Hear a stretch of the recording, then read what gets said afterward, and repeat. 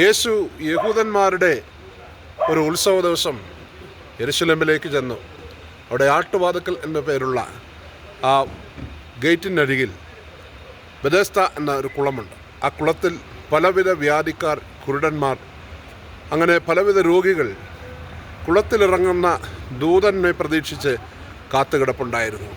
ദൂതൻ കുളത്തിലിറങ്ങി കുളം കലക്കുമ്പോൾ ആദ്യം ഏത് വ്യാധി ആയിരുന്നാലും അവൻ സൗഖ്യമാകും. അങ്ങനെ 38 ആണ്ട് ആ കുളക്കരയിൽ സൗഖ്യത്തിനായി കിടക്കുന്ന ഒരു മനുഷ്യനെ യേശു കണ്ടു. കാരണം 38 വർഷമായി അവനെ കുളത്തിലിറക്കാൻ ആരും സഹായിക്കുവാനില്ല.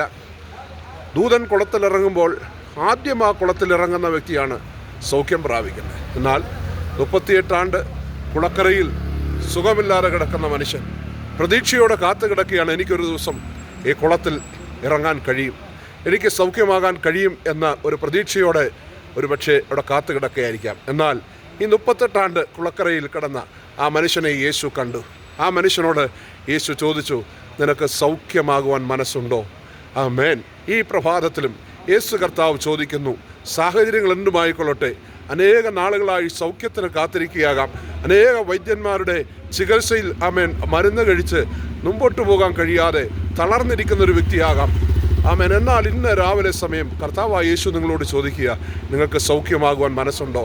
നിങ്ങൾക്ക് ഈ ആയിരിക്കുന്ന അവസ്ഥയിൽ നിന്ന് പുറത്തു വരുവാൻ മനസ്സുണ്ടോ എന്ന് യേശു കർത്താവ് ചോദിക്കുകയാണ്. യേശു നിൻ്റെ അരികിലേക്ക് വന്നിരിക്കുന്നു.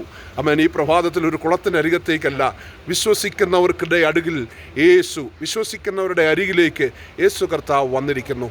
ആരെങ്കിലും അവനിൽ വിശ്വസിക്കുന്നെങ്കിൽ യേശു നിൻ്റെ അരികിലേക്ക് ഇതാ വന്നിരിക്കുന്നു. ആ യേശു കർത്താവിനോട് പറയുക, എനിക്ക് സൗഖ്യമാകാൻ മനസ്സുണ്ട്, കർത്താവ് എനിക്ക് സൗഖ്യമാകണം, എൻ്റെ ഈ അവസ്ഥയിൽ നിന്ന് എനിക്കൊരു മോചനം വേണം. അങ്ങനെ നമുക്ക് ആവശ്യപ്പെടാൻ കഴിയുന്നു എങ്കിൽ വിശ്വാസത്തോടെ യേശുവിനോട് ആമേൻ സൗഖ്യം, വിടുതൽ, ആരോഗ്യം, വിദ്യാഭ്യാസം, ആമേൻ എന്തു തന്നെയായിരുന്നാലും കർത്താവിനോട് ചോദിക്കുക.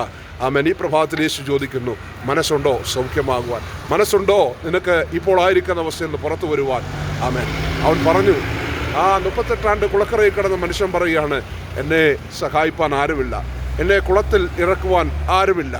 യേശു പറഞ്ഞു, ആമേൻ, നീ നിൻ്റെ കിടക്ക എടുത്ത് നടക്കുക, നിൻ്റെ കിടക്ക എടുത്ത് നീ നടക്കുക. കർത്താവിന് അസാധ്യമായിട്ടൊന്നുമില്ല. പ്രിയമുള്ളവരെ, ഈ രാവിലെ സമയം കർത്താവായ യേശു ജീവനുള്ള ദൈവമാണ്. ആ ജീവനുള്ള ദൈവത്തിൻ്റെ അരികത്തേക്ക് വിശ്വാസത്തോടെ കടന്നു വരിക. നിങ്ങളുടെ പ്രശ്നങ്ങൾ എത്ര വലുതായിരുന്നാലും ആമേൻ. 38 ആണ്ട് കുളക്കരയിൽ ആമേൻ സൗഖ്യമില്ലാതെ, ആരും സഹായമില്ലാതെ കിടന്ന ആ വ്യക്തിയെ ഒരു വാക്കുകൊണ്ട് സൗഖ്യമാക്കിയെങ്കിൽ അതേ യേശു ഈ പകൽ നിങ്ങളുടെ ജീവിതത്തിൽ അത്ഭുതങ്ങൾ ചെയ്യും. വിശ്വസിക്കാൻ കഴിയുമോ? ആമേൻ. കർത്താവ് ആമേൻ നിങ്ങളെ സൗഖ്യമാക്കും, നിങ്ങളെ വിടുവിക്കും, നിങ്ങളെ രക്ഷിക്കും, നിങ്ങളെ ആശ്വസിപ്പിക്കും. ആ വലിയ സമാധാനത്തിലേക്ക് വരുവാൻ കർത്താവായ യേശുവിനെ വിളിക്കുക, വിശ്വസിക്കുക, നമ്മുടെ പാപങ്ങൾ ഏറ്റുപറഞ്ഞ് കർത്താവിനെ സ്വന്തം രക്ഷകനായി സ്വീകരിക്കുക. അതിനായി ദൈവം നിങ്ങളെ സഹായിക്കട്ടെ എന്നോർപ്പിച്ചുകൊണ്ട് ദൈവം നിങ്ങളെ അനുഗ്രഹിക്കട്ടെ. സൗഖ്യം, വിടുതൽ, ആരോഗ്യം, പാപക്ഷമ യേശുവിലൂടെ നിങ്ങൾക്ക് സൗജന്യമായി ലഭിക്കും. ആമേൻ.